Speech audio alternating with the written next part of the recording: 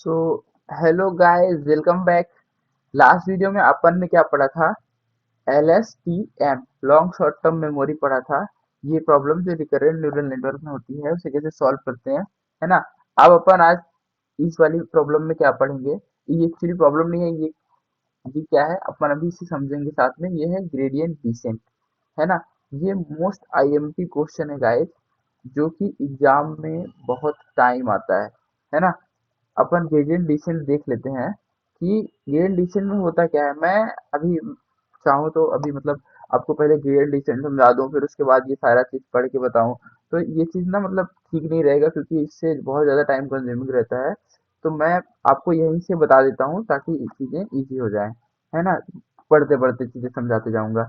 We know that in any machine learning project और main aim relies on how good or project accuracy, है ना, and how much और model prediction differs from the actual data point। मतलब हम जानते हैं कि हमारा एम क्या है मशीन लर्निंग में, कि हमारा जो है, जो प्रोडिक्शन आ रहा है, प्रिडिक्ट कर रहा है जो चीज, तो वो कितना एक्यूरेट है ना।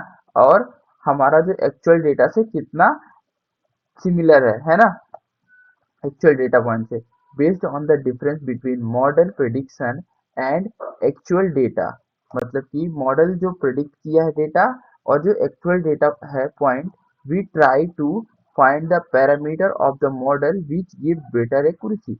मतलब कि जो मॉडल प्रिडिक्ट किया, मान लो एक प्रिडिक्ट किया, है ना, एक्चुअल डेटा है दो, लेके तो हम इसी के बेस पे ट्राई करते हैं कि एक ऐसा पैरामीटर लाया जाए जिससे क्या हो कि हम ऐसे बार बार ना ये अच्छा एक्यूरेट डेटा प्रिडिक्ट करें, ठीक है।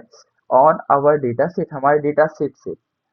In order In order to find these parameters, we apply gradient descent on the cost function of the machine learning।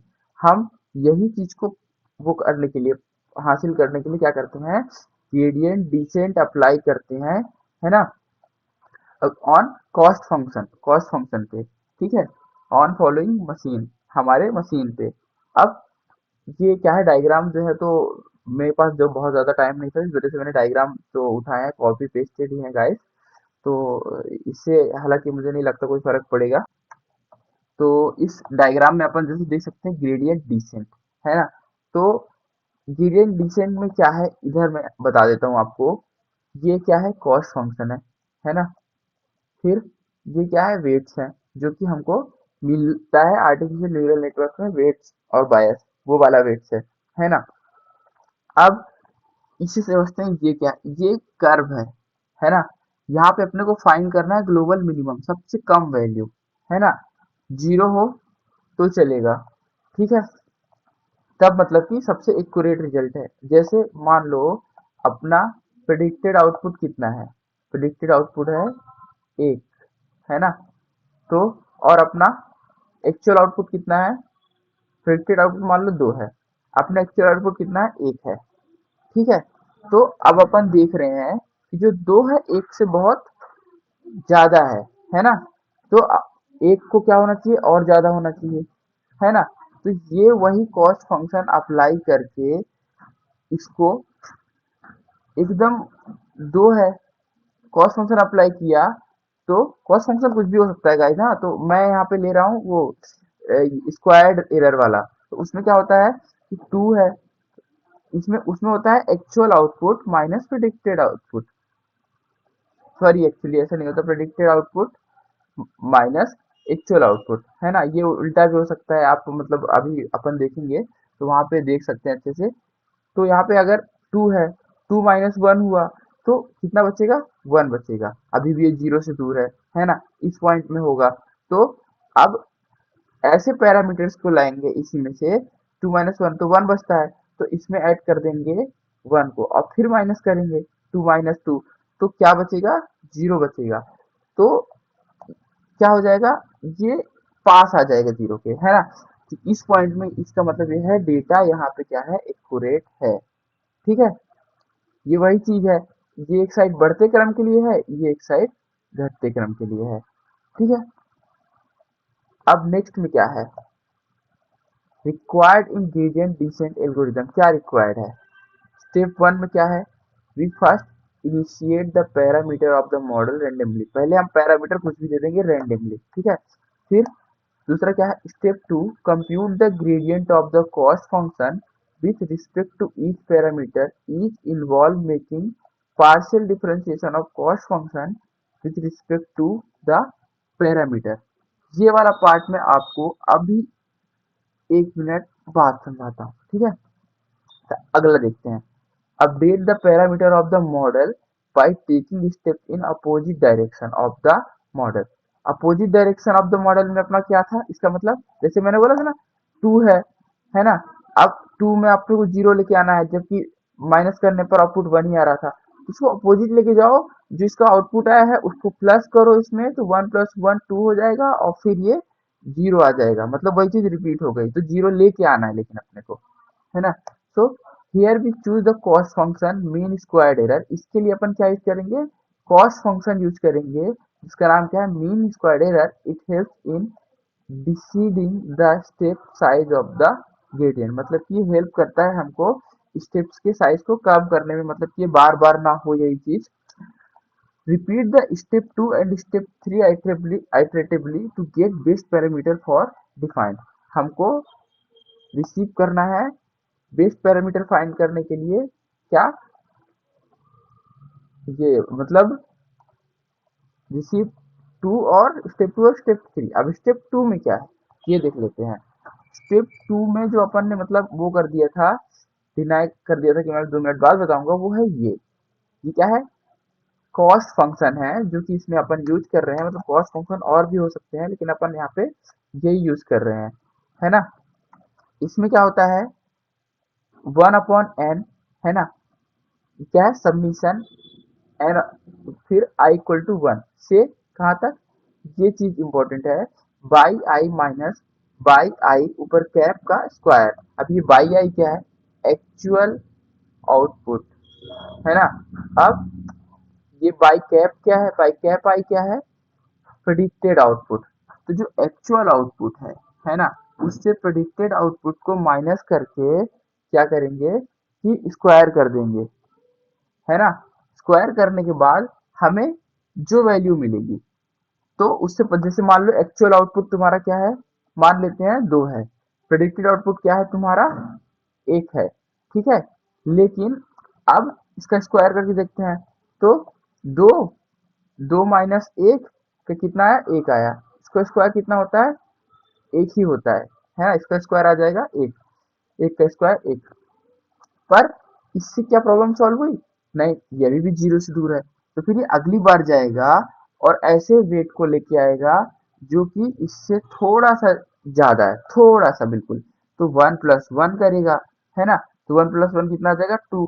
अब ये एक्चुअल प्रेडिक्टेड, एक्चुअल से माइनस करेगा, तो 2 - 2 करेगा, तो कितना इसको वैल्यू मिल जाएगा, 0 मिल जाएगा, है ना। तो अब यहाँ पे क्या हो जाएगा, इसको वो वैल्यू मिल जाएगी जो बहुत एक्यूरेट होगी, है ना। 2 - 2, 2 0, और 0 का स्क्वायर कितना होता है, 0 ही होता है। अब यहाँ पे ये आ गया कि 1 ही क्यों लिए, तो ये 1 ही नहीं लेते हैं, मतलब पॉइंट्स पॉइंट्स में ऐसे कर सकते हैं, 0.5 बढ़ाए पहले, फिर 0.5 बढ़ाए जब तक ये और करीब नहीं पहुंच गया, जब ज्यादा हो गया तो 0.5 माइनस कर दिए, ऐसे, है ना। तो इस प्रकार ये काम करता है। अब टाइप ऑफ ग्रेडियंट डिसेंट देख लेते हैं, है ना। ग्रेडियंट डिसेंट के भी क्या होते हैं, टाइप्स होते हैं। नंबर 1 क्या है, batch gradient descent. Batch gradient descent में क्या होता है, batch gradient descent BGD is used to find the error for each point in the training set. मतलब ये मतलब यूज होता है क्या करने के लिए, एरर फाइंड करने के लिए हर एक ट्रेनिंग सेट में, है ना। And update the model after evaluating all training example, मतलब कि यहाँ पे 1000 डेटा सेट दिया गया है।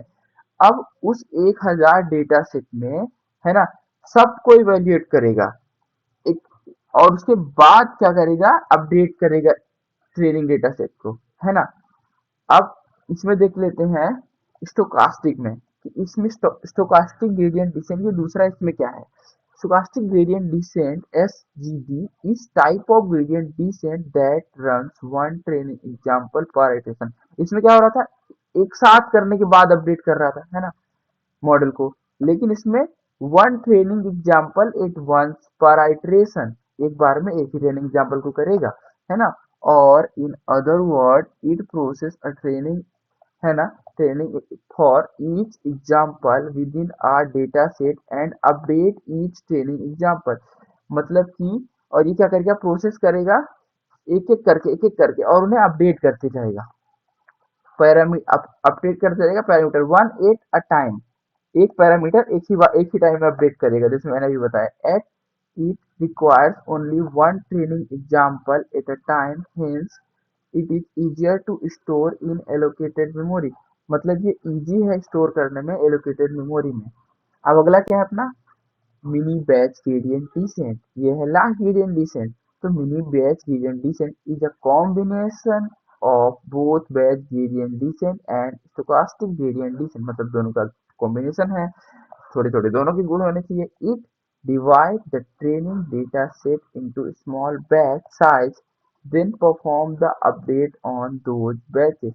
मतलब कि ये डिवाइड करेगा, जो ट्रेनिंग डेटा सेट दिया रहेगा इकट्ठा उसके साथ स्मॉल बैचेस में, है ना। फिर उन स्मॉल बैचेस में एक साथ क्या करेगा, then perform the update on those batches separately, है ना। फिर इकट्ठा ये मतलब अपडेट परफॉर्म करेगा। Splitting training data set into smaller batches make a balance into maintain the computational. मतलब कि ट्रेनिंग डेटा सेट को स्मॉल बैचेस में कन्वर्ट करने से क्या होता है, स्प्लिट करने से क्या होता है कि ये क्या कंप्यूटेशनल को बैलेंस बनाता है। Efficiency of the batch gradient descent and speed of stochastic gradient descent, है ना, ये दोनों को अचीव करेगा। Hence we can achieve a special type of gradient descent, इसलिए ये एक स्पेशल टाइप का ग्रेडियंट डिसेंट होगा with higher computational efficiency and less noisy gradient descent, है ना। तो हायर कंपो ये कंप्यूटेशनल पावर होगी, है ना, लेस टाइम वगैरह ये सब लेगा, है ना, लेस नॉइजी होगा।